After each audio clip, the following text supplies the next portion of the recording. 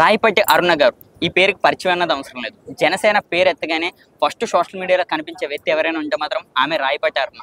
ఒకసారి మేడం గారిని అడిగి, మొన్న రీసెంట్గా పవన్ కళ్యాణ్ గారి మీద ఎన్నో వ్యాఖ్యలు అయితే వస్తున్నాయి. దీనికోసం ప్రతి ఒక్కరికి చాలా డౌట్స్ అయితే ఉన్నాయి. మేడం నమస్తే అండి.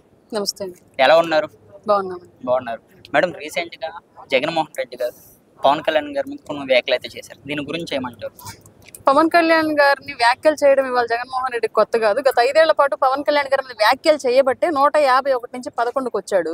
ఇప్పుడు ఇంకా అది కూడా తెలుసుకోకపోతే ఆ 11 కూడా ఉండదు. పులివెందులు వైనాట్ కుప్పము వైనాట్ ఏదో అన్నారు కదా, అట్లాగే ఈసారి వైనాట్ పులివెందులు అని లేసిపోదు. పులివెందులు కూడా ఆ విషయం తెలుసుకోవాలి. జగన్మోహన్ రెడ్డి రాజకీయాలు నిలబడాలి అంటే హుందాతనంగా రాజకీయాలు చేయగలిగితే మళ్ళీ కనీసం ప్రతిపక్ష హోదా దక్కేటువంటి అవకాశం అయినా ఉంది. లేదంటే అసలు రాష్ట్ర రాజకీయాల నుంచి తుడిచిపెట్టే పరిస్థితి వైసీపీకి పొంచి ఉంది. వాళ్ళ దానికి కారణం కేవలం జగన్మోహన్ రెడ్డి. గతంలో వైనాట్ 175 అన్నారు, ఇప్పుడు 11కి దిగారు. దీనికి కారణం ఏంటనుకోవచ్చు? పాలనా తీరు మొదటిది. రెండోది వ్యక్తిత్వం లేకపోవడం. జగన్మోహన్ రెడ్డి అనేటువంటి ఒక వ్యక్తికి నాయకత్వ లక్షణాలు ఏ కోసినా కూడా లేవు. కాబట్టి అట్లాంటి వ్యక్తికి ప్రజలు అధికారం ఇస్తే నమ్మి చిల్లర రాజకీయాలు చేశాడు. ప్రతిపక్ష నాయకులు బూతులు తిట్టడమే రాజకీయం అనుకున్నాడు.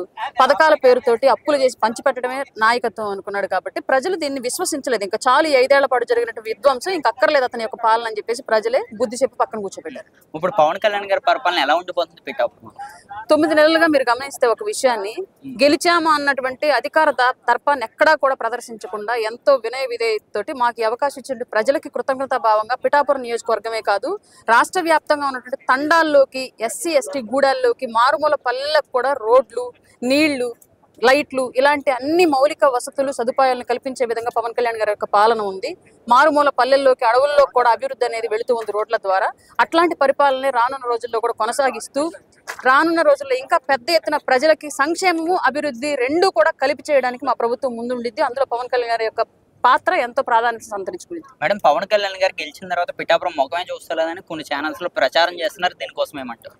నాయకుడు అవసరం లేనటువంటి సమాజాన్ని ఏర్పాటు చేయాలి అనేటువంటి పవన్ కళ్యాణ్ గారి సిద్ధాంతాన్ని ఆయన ఇవాళ అధికారంలోకి వచ్చినాక పూర్తిగా ఫాలో అవుతున్నారు. మీరు గమనించినట్లయితే మిగతా నియోజకవర్గాలతో కంపేర్ చేసుకుంటే పిఠాపురం నియోజకవర్గం అత్యంత వేగంగా అభివృద్ధి చెందుతున్న నియోజకవర్గంగా ఉంది వాళ్ళ రాష్ట్రంలో.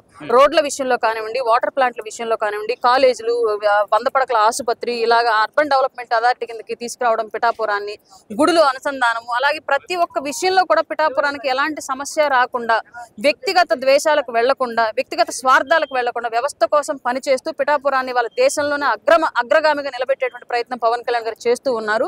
ఆయన ఇక్కడ ఉన్నా లేకున్నా ఈ నియోజకవర్గానికి చిన్న లోటు కూడా రాకుండా అభివృద్ధి చేసే పనిలో ఆయన ఉన్నారు.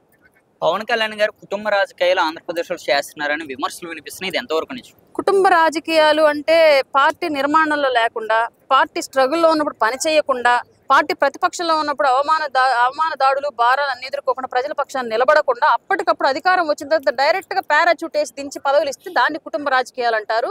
అది చేసినటువంటి వ్యక్తి జగన్మోహన్ రెడ్డి. ఆయన బంధువులకి, ఆయన స్నేహితులకి, కాలు కట్టుకట్టిన డాక్టర్కి, జైల్లో సంతకాలు పెట్టినటువంటి ఆడిటర్కి, ఆయన ఆస్తులు దోచుకోవడంలో సహకరించినటువంటి ఎంతో మందికి పదవులు ఇచ్చుకొని రాజ్యసభ సభ్యులుగా, మంత్రులుగా, ఇలా రకరకాల హోదాలు నిలబెట్టుకున్న జగన్మోహన్ రెడ్డి లాంటి వాళ్ళు అట్లాంటి మాటలకు సరిపోతారు తప్ప పవన్ కళ్యాణ్ గారు అయితే కాదు.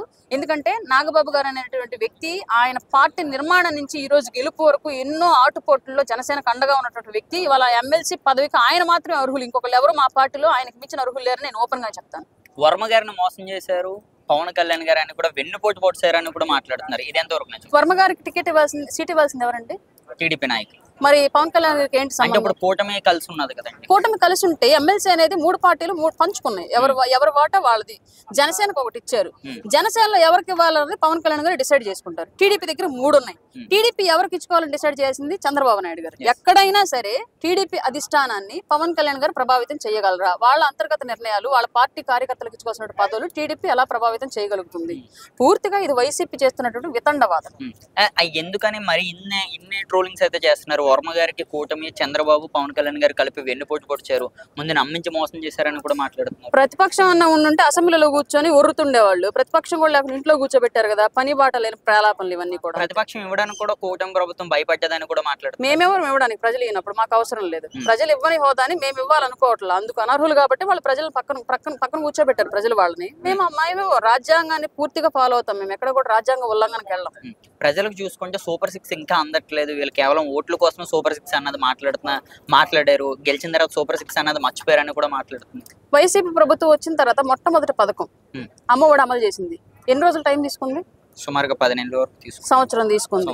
ఏప్రిల్ అధికారంలోకి వస్తే నెక్స్ట్ ఇయర్ జూన్ లో ఇచ్చింది. ఇవాళ ఇప్పుడు మేము అధికారంలోకి వచ్చి ఎన్ని నెలలు అవుతుంది? 9 నెలలు దాడుతుంది. ఇప్పుడు సూపర్ 6 లాలు 2 అమలు అవుతున్నాయి కదా. ఒకటి పెన్షన్ వచ్చిన నెల రోజులు కూడా గడవక ముందే పెంచాం. 2 దీపం పథకం. 3 రేపు ఆగస్టు నుంచి అమ్మఒడి అట్లాంటి పథకాన్ని అది ప్రజలకి అనుకూలంగా ఉండే విధంగా మార్చి ఇంట్లో ఎంతమంది చదువుకుంటే అంతమందికి తల్లికి వందనం పేరుతో ఇస్తున్నాం. తల్లికి వందనం రేపు ఆగస్టు నుంచి అమలు అయింది. అంటే వైసీపీ కన్నా కూడా మేము ముందే పథకాలను అమలు చేశాం. అప్పుడు ఆర్థిక పరిస్థితి ఎలా ఉంది రాష్ట్రానికి, ఇవాళ ఎలా ఉంది? ఇవాళ ఇంకా అప్పటికన్నా ఇంకా ఘోరంగా పడిపోయింది. అయినప్పటికీ కూడా ప్రజలకు ఇచ్చినటువంటి మాటను తప్పడం ఇష్టం లేదు. మాకు చిత్తశుద్ధి గలటువంటి ప్రభుత్వంగా మేము చెప్పుకోవాలనుకుంటున్నాం కాబట్టి 100% రేపు ఆగస్టు కల్లా కూడా అన్ని పథకాలు అమల్లోకి వస్తాయి. పిఠాపురంలో చూసుకుంటే నేను ఈ 2 డేస్ నుంచి తిరిగిన తర్వాత జనసేన కొద్దిగా వైసేన కింద మారిందని కూడా మాట్లాడుతున్నారు. ఇది ఎంతవరకు నిజం? అంటే గతంలో ఉన్న జనసేన నాయకులు ఎవరైతే ఉన్నారో వాళ్ళని బయటికి గంటేసి వైసీపీలో ఉన్న నాయకులు వచ్చి ఇక్కడ రాజ్యం వెళ్తున్నారంటే దీనికోసం ఏమంటారు? మొదటిది, మేము వ్యక్తుల్ని ద్వేషించాం, వ్యక్తిత్వాలను మాత్రమే ద్వేషిస్తాం. మాకు నచ్చనిది వైసీపీ పార్టీ సిద్ధాంతాలు, ఆ వైసీపీ నడుపుతున్నటువంటి సిద్ధాంతాలు లేనటువంటి జగన్మోహన్ రెడ్డి. అంతే తప్ప ఆ నాయకుడు పెట్టేటువంటి దారిలో నడుస్తూ అమాయకులుగా ఉన్నటువంటి ప్రజలు మాకు ఎప్పుడు శత్రువులు కాదు. కాబట్టి మా పార్టీలోకి వచ్చాక మా సిద్ధాంతాల ప్రకారం నడవడానికి ఇష్టంగా ఉన్న వాళ్ళని ఎవరినైనా సరే మేము మా పార్టీలోకి ఆహ్వానిస్తాం, వాళ్ళకి తగినటువంటి గౌరవాన్ని కల్పిస్తాం. ఇందులో ఎలాంటి సందేహాలకి తావులేదు. రాజకీయాలు అన్నాక పార్టీల మార్పులు, కూటములు ఇవన్నీ కూడా సర్వసాధారణం. ఇవేమీ తెలియకుండా జగన్మోహన్ రెడ్డి రాజకీయాల్లోకి రావాలి. జగన్మోహన్ రెడ్డి ఒక టెంట్ వేస్తే, వైసీపీని ఒక టెంట్ వేస్తే ఆ టెంట్ కింద దూరిన వాళ్ళంతా కాంగ్రెస్, టీడీపీ, బీజేపీ, ఈ పార్టీలు, ప్రజారాజ్యం, ఈ పార్టీలు అన్నింటి నుంచి సంబంధించిన వాళ్ళు టెంట్ కింద దూరారు. మరి ఆయన చేసినటువంటి సంసారాన్ని ఇతరులు చేస్తే ఇంకొక పేరుతో పిలవడం తప్పు. అది జగన్మోహన్ రెడ్డి తెలుసుకోవాలి. చూస్తే ఇప్పుడు ఉన్న ప్రజలకి ఎందుకని పవన్ కళ్యాణ్ గారు ప్రతిదానికి సనాతన ధర్మాన్ని పేరెత్తి కేవలం ప్రజలకి ఎటువంటి పనులు చేస్తలేదు, ఓన్లీ సనాతన ధర్మాన్ని కావాలని బీజేపీతో కలవచ్చని ఈ మాట మాట్లాడుతున్నారని కూడా అంటున్నారు.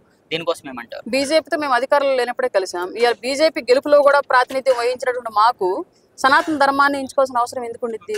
ఆయన తన ధర్మాన్ని తను పాటిస్తూ ఇతర ధర్మాలను గౌరవించేటువంటి వ్యక్తి కాబట్టి తన ధర్మం అపహాస్యానికి గురవుతోంది ఇవాళ అన్నటువంటి కారణంతోనే ఆయన ఆ ధర్మానికి పరిరక్షకుడుగా ఉన్నారు కాబట్టి ఆయన ఆ ధర్మాన్ని ప్రచారం చేస్తున్నారు. మీరు ఒక క్రైస్తవ మతం సంబంధించిన ఫాలోవర్ ఉంటే క్రైస్తవాన్ని పాటించరా? క్రైస్తవాన్ని ప్రచారం చేయరా? మరి వాళ్ళు పవన్ కళ్యాణ్ గారు సనాతన ధర్మాన్ని ప్రచారం చేస్తే తప్పుగా కనిపిస్తుందా? ఇందాక అది ఎందుకని చేస్తున్నారని అంటున్నారు. ఇప్పుడు మనం చూసుకుంటే చెప్పింది ఇప్పుడు అదే ఆన్సర్. ఒక క్రైస్తవుడుగా ఉంటే క్రైస్తవ మతాన్ని ప్రచారం చేయాలని ఎలా అనుకుంటారు? ఆయన హిందువు, సనాతన ధర్మాన్ని పాటిస్తున్నారు. తన ధర్మం తను పాటిస్తూ ఇతరులకు చెప్తున్నారు. ఇష్టమైన వాళ్ళు తీసుకుంటారు, కష్టమైన వాళ్ళు పక్కన పెడతారు. గతంలో పవన్ కళ్యాణ్ గారి మీద ఎంతో మంది ఎన్నో వ్యాఖ్యలు అయితే చేశారు. అంటే అసెంబ్లీ గేటు కూడా తాకినామని కూడా మాట్లాడారు. వాళ్ళందరూ పరిస్థితి ఏంటి? అంటే ఉన్నారండి ఇప్పుడు అక్కడ ఉన్నారా గేట్ దగ్గర? వాళ్ళు లేరు. ఇప్పుడు వాళ్ళ పరిస్థితి ఎలా ఉండబోతుంది? మనం చెప్పక్కర్లేదండి. ప్రజలే 2024లో చెప్పారు గేట్లు తాకని అన్నారు కదా. మీరు అసలు గేట్ల దాకా వెళ్ళే అవకాశం కూడా మేము అని చెప్పేసి పక్కకు గంటేశారు. జగన్మోహన్ రెడ్డి గారు 2.0 అంటే ఏంటి, అసలు ఎలా ఉండబోతుంది? అంటే ఇంతకు ముందు ఇంట్లో వాళ్ళని చంపాడు, ఇప్పుడు బయట వాళ్ళని చంపుతాడండి. జాగ్రత్తగా ఉండండి వైసీపీ కార్యకర్తలంతా. అదే 2.0. ఓకే, మరో విషయం, ఇప్పుడు పవన్ కళ్యాణ్ గారు ఎలా ఉండబోతుంది పిఠాపురం నియోజకవర్గంలో ఆయన ఈ 4.5 సంవత్సరాలు పరిపాలన? అంటే ఆయన ఇక్కడికి వచ్చే అవకాశం ఉంది. అంటే ఆయన మంత్లీ 2 వీక్స్ ఇక్కడ ఉంటానని చెప్పారు, కానీ ఇక్కడ ఉండలేదని కూడా ఇక్కడ ఉన్న ప్రజలైతే అంటున్నారు. దీనికోసం ఏమంటారు? ఇప్పుడు ఉన్నటువంటి బిజీ షెడ్యూల్ వల్ల, అలాగే ఆయన తీసుకున్న శాఖలను పూర్తిగా అవగాహన చేసుకోవడం మూలంగా సచివాలయం ఆ పరిసర ప్రాంతాల్లోనే ఎక్కువ వర్క్ చేస్తూ ఉన్నారు. ఆయన క్లియర్ గా పిఠాపురానికి రావడానికి పూర్తి శాఖల మీద అవగాహన కల్పించుకొని ఆయన చేతుల్లోకి మొత్తం అంత వ్యవస్థ అంతా వచ్చిన తర్వాత డెఫినెట్ గా ఇక్కడికి వచ్చి ఆయన ఉంటారు. వారానికి మంత్ లో 2 వీక్స్ ఇక్కడే ఉంటారు. ఇక్కడ నుంచి పరిపాలన కొనసాగిస్తారు. ఈ పిఠాపురం నియోజకవర్గానికి ఎప్పుడు కూడా కృతజ్ఞతతో పవన్ కళ్యాణ్ గారు పనిచేస్తారని చెప్పడం ఎలాంటి సందేహం అక్కడ. లాస్ట్ క్వశ్చన్, నెక్స్ట్ ఎవరు రెడ్ బుక్ లో నెక్స్ట్ పేరు ఎవరిది అనుకోవచ్చు? మాకు తెలియదు. మీ అభిప్రాయంగా మీరు కూడా మాట్లాడారా? అది నేను కూడా ఒకటి, మేము రెడ్ బుక్ రాయలా. 2, మేము ఎవరిని టార్గెట్ చెయ్యం. ఇప్పుడు జరుగుతున్న అరెస్టులని కావాలని పవన్ కళ్యాణ్ గారు వెనకాల నుంచి చేపిస్తున్నారని కూడా ఒక్కడ మీద అయినా తప్పుడు కేసు పెట్టామండి. మీకు ఆధారాలు ఏమైనా మీడియాలో లేకుండా ఉన్నాయా? ప్రతి ఒక్కళ్ళకి మీ అందరి కళ్ళకు కనిపించేలాగా వాళ్ళు ఏం చేశారు, ఎలా మాట్లాడారు పూర్తిగా మీడియాలో ఉంది. గూగుల్లో సెర్చ్ చేస్తే వచ్చేస్తాను ఈ గోలంతా కూడా. అట్లాంటప్పుడు తప్పుడు కేసులు ఏంటి, అరెస్టులు ఏంటి? అంటే టార్గెట్ చేయకుండానే వాళ్ళని రూల్ గొయ్యి వాళ్ళే 5 ఏళ్ల పాటు తవ్వుకొని మేము వచ్చాక మట్టిగా పెట్టమారు. ఇప్పుడు మేము చేస్తున్న మట్టి వేయడమే, వాళ్ళ గొయ్యి వాళ్ళే తవ్వుకుంటున్నారు. అవునంతే మా పని అదే. చూస్తున్నారు కదా, రాయపాటి అరుణ్ గారు మాత్రం ఒక మంచి క్లారిటీ అయితే ఇస్తారు. అంటే గతంలో వైసీపీ నాయకులు ఎవరైతే విమర్శలు చేశారో వాళ్ళు కేవలం గొయ్యే తీసుకున్నారో, మేము ఓన్లీ జస్ట్ మట్టే కప్పామని అయితే చెప్తున్నారు. మరి ఈ కౌంటర్ ఎవరికన్నది మరి మనం అందరం అయితే చూడాల్సిందే. Thank you madam. Thank you.